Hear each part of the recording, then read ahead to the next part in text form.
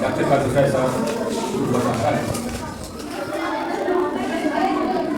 دوسرے حصے میں ہم سفر معراج آقا علیہ السلام کا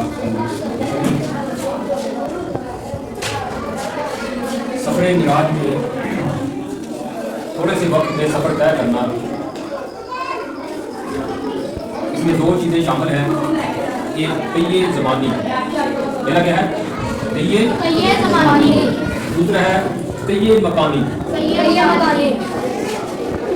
پہیے مکانی اسے کہتے ہیں کہ لاکھوں کروڑوں کلومیٹر کی وسعتوں میں بکھری مسافتوں کے ایک جنبش قدم میں سمٹ آنے کو اصطلاحاً پہیے مکانی کہتے ہیں. جس کی مثال اور واقعہ جو قرآن پاک میں ملکہ سبا کا دیا حضرت سلیمان کے حوالے سے کہ انہوں نے کہا کون ہے جو ملکہ سبا کا تخت جو ہے میرے پاس لے آئی، تو وہ آصف بھر دیا. وہیں بیٹھے بیٹھے 900 کلومیٹر کے فاصلے سے پلک جھپکنے میں یہ سفر طے کر کے لے آئے. یہ پہیے مکانی کہلاتا ہے. کیا کہلاتا ہے؟ پہیے مکانی. چند لمحوں میں بہت زیادہ سفر کرنا یہ پہیے مکانی کہلاتا ہے. اور پہیے زمانی کیا ہے؟ اس کا بھی قرآن پاک میں ذکر ہے سورۃ کہف میں.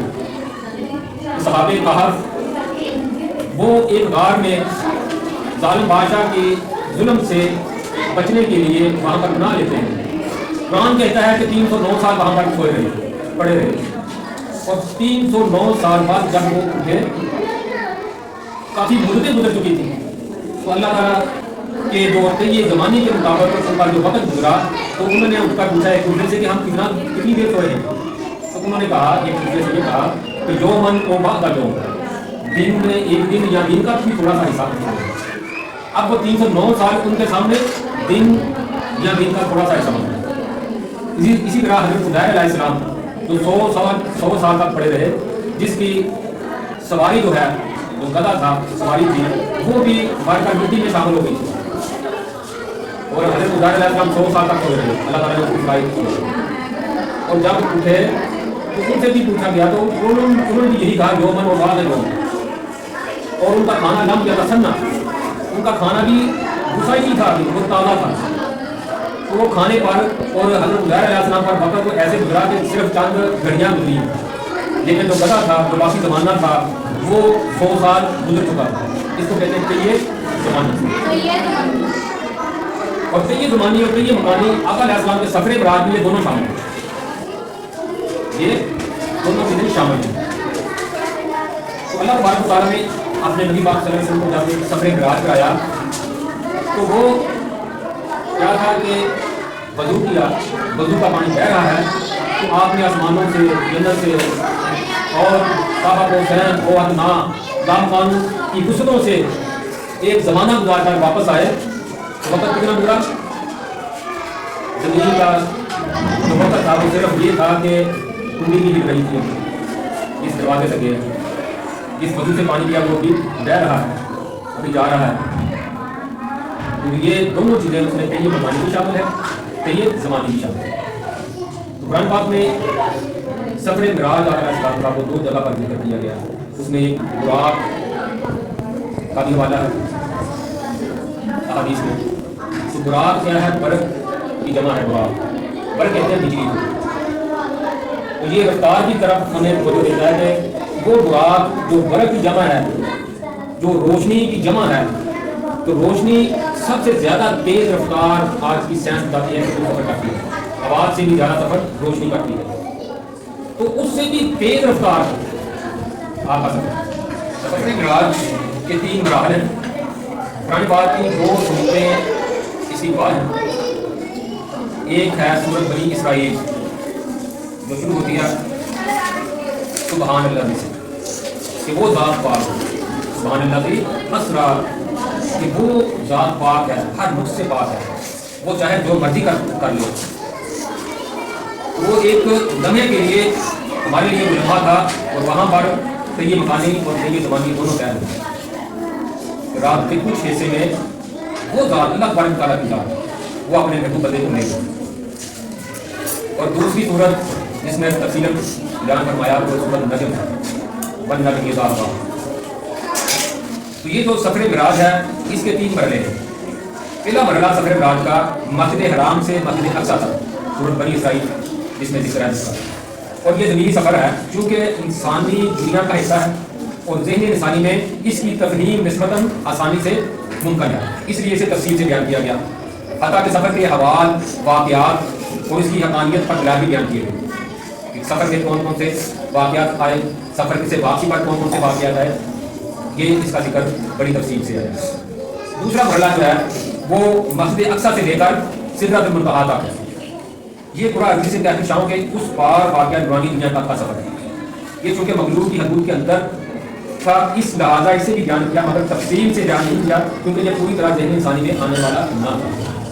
اور تیسرا مرحلہ سفر معراج کا سدرۃ المنتہا سے آگے کعبہ حسین اور اس سے بھی آگے تک کا ہے. چونکہ یہ سفر محبت اور محبوب کی خاص ملاقات تھی لہٰذا اس روح محبت کو راز میں رکھا گیا.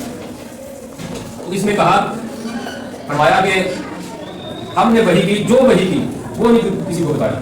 یہ راز و نیاز کی باتیں جو ہے نا وہ اللہ اور اس کے رسول کے آپس میں درمیان. تو یہ 3 مرحلے قرآن پاک میں اس کے بیان ہوئے. پہلا مرحلہ کیا تھا؟ مسجد حرام سے مسجد اقصی تک، اس میں جو واقعات بھی آئے وہ اس کا بھی ذکر ہے.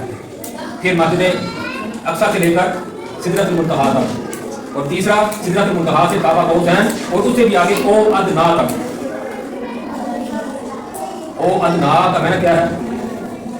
آقا علیہ السلام نے فرمایا کہ جب سدرۃ المنتہا کے بعد جب مراد بھی جہاں پر ختم ہو گیا پھر وہ ایک اور سواری رف جسے کہتے ہیں وہ لائی. وہ نور کا پیکر تھا. وہ سواری میں جب اس پر سفر کیا تو ایک جگہ پر آ کر وہ بھی ٹھہر گئی تو وہاں پر آواز کف یا محمد صلی اللہ علیہ وسلم، کف یا محمد، یا محمد یہاں ٹھہر جاؤ. تو آگے اللہ تعالیٰ نے فرمایا کہ میں تمہارا استقبال کر رہا ہوں، کہ میں تیرے قریب آتا ہوں. جیسے کوئی مہمان کسی کے پاس جاتا ہے تو جن سے گھر جاتا ہے وہ استقبال کے لیے آگے آتا ہے. تو اللہ تبارک تعالیٰ بھی اپنے محبوب کو اپنے پاس بلانے کے بعد جب محبوب پہنچ رہا ہے تو سدرۃ المنتہا سے بھی آگے پہنچ گیا ہے تو پھر اللہ تعالیٰ نے تو استقبال کیا. پھر اس کے بعد فرمایا فَكَانَ قَابَ قَوْسَيْنِ. اب قوسین کسے کہتے ہیں؟ قوس کہتے ہیں یہ تیر کمان کو بھی قوس کہتے ہیں کیونکہ وہ بھی ایسے ہوتا ہے. جب ہم ایسے ہاتھ کریں تو قوس باندھتی ہے نا. اور جب 2 دوست آپس میں ملتے ہیں، گلے ملتے ہیں تو کیسے ملتے ہیں؟ ایسے ملتے ہیں نا. تو ایک کوس کی، دوسری کوس دوسری کوس کی. تو اللہ تعالیٰ نے فرمایا کہ یہ کعبہ قوسین، یہ استعارہ دیا.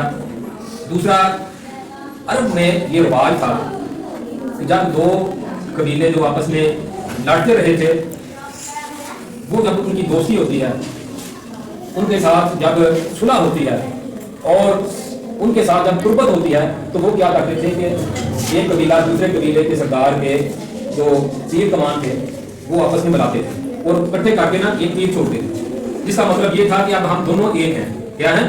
دونوں ایک ہیں. اب جو 2 قبیلے جو ہیں، 2 قبیلے جب آپس میں ملتے تھے تو 2 کمانیں ایک اس قبیلے کے سردار کی ایک اس قبیلے کے سردار کی آپس میں ملا کر وہاں پر تیر چھوڑتے تھے، جس کا مطلب یہ تھا، لوگوں کو بتانے کا مطلب یہ تھا کہ یہ جو اب ہم کر رہے ہیں نا اب ہم ایک ہو گئے ہیں. اب جو اس کا دشمن ہوگا وہ ہمارا بھی دشمن ہوگا، جو اس کا دوست ہوگا وہ ہمارا بھی دوست ہوگا، اس کا اور ہم ایک ہو گئے. تو اللہ تبارک تعالیٰ نے وہ بھی مثال ان کو سمجھا دی. فقط اللہ تعالیٰ فرماتا ہے کہ جس نے رسول کی اطاعت کی بات اس نے اللہ کی اطاعت کر دی. تو یہ کعبہ قوسین یہ یہاں تک تو ہو گیا 2 دوستوں کی ملاقات کا، یہاں 2 قبیلوں کے جب مابین تھا وہ اللہ تعالیٰ نے مثال، ویسے اللہ تعالیٰ ان مثالوں سے پاک ہے لیکن چونکہ ہمیں سمجھانے کے لیے تھا تو یہ ہمیں سمجھا دیا. پھر آگے کیا فرمایا؟ او ادنا، بلکہ اس سے بھی قریب. اب جو اس سے بھی قریب ہے اس کی مثال ہی کوئی نہیں کہ اللہ اور اس کی رسول میں کتنی قربت ہے وہ تم جان نہیں سکتے.